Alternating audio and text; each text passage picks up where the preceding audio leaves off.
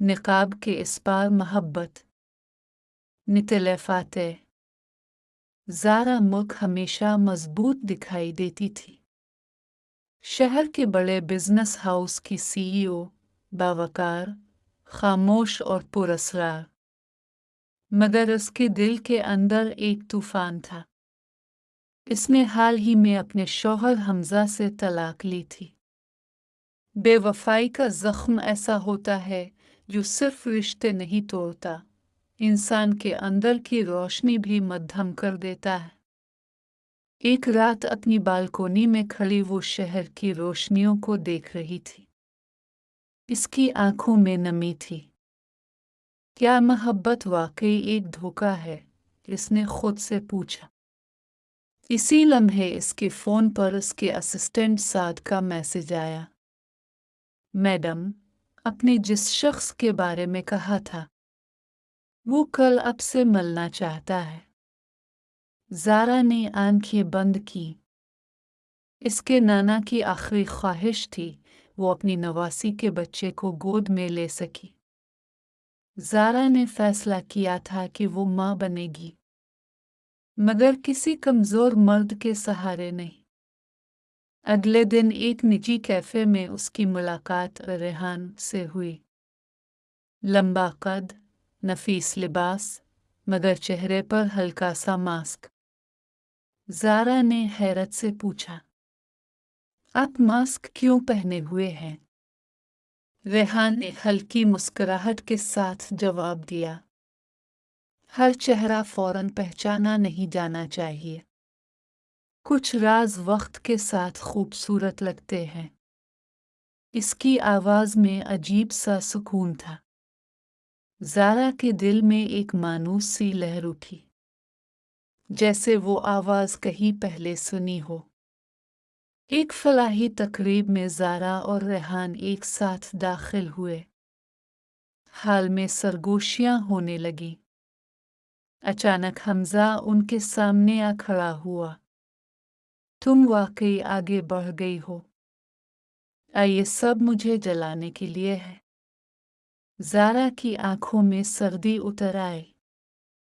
हमजा, मोहब्बत मांगी नहीं जाती, कमाई जाती है, और तुमने इसे ज़ाय किया।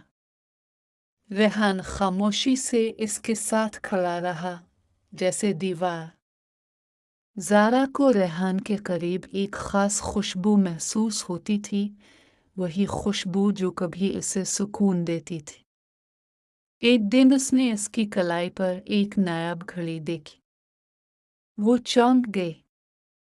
ये घड़ी तो आर्यन शाह की थी, शहर के मरूफ बिजनेसमैन और शाह ग्रुप के मालिक।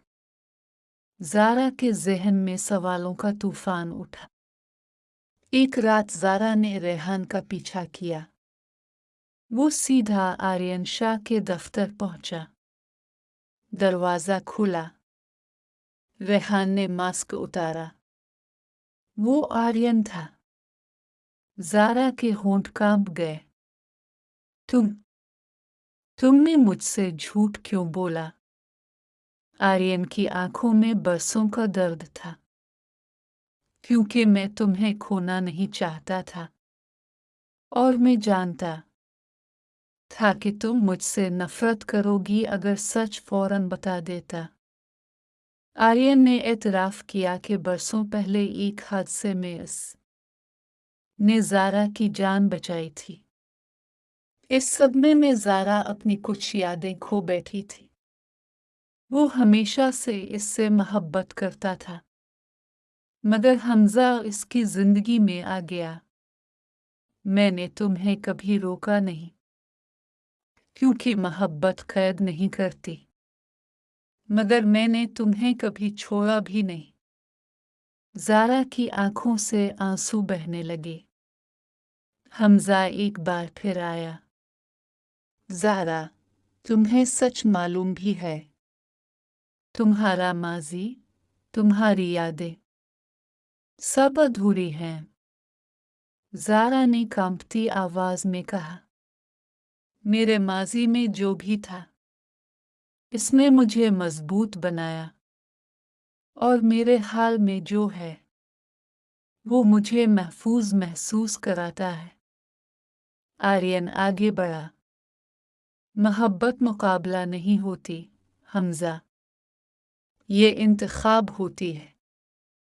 زارا نے آرین کی ڈائری پڑھی۔ ہر صفحہ اس کی خاموش محبت کا گواہ تھا۔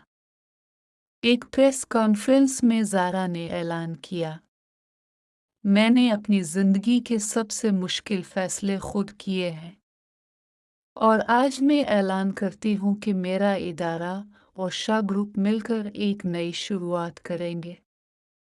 سب تالیاں بجانے لگے، مگر اصل اعلان اس کے دل میں ہوا۔ وہ آرین کی طرف بڑھی۔